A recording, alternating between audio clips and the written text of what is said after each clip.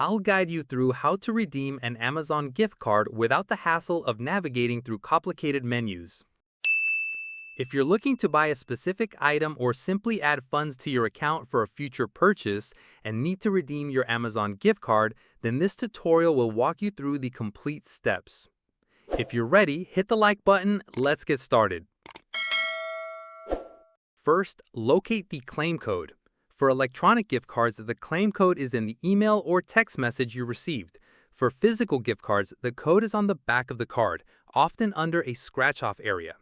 On desktop, navigate to Account and Lists, then Account, and then select Gift Cards. Choose the Redeem a Gift Card option, making sure you do not select Reload your balance. On the mobile app, open the Amazon app and tap the three lines at the bottom right corner. Tap Account. Under the Payments category, tap Manage Gift Card Balance. Then tap Redeem another gift card. Next is to enter the code. Type the claim code into the provided field. You do not need to include dashes. Click or tap the Apply to Your Balance button.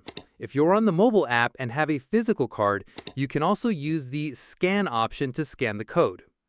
The funds from the gift card will be added to your balance account.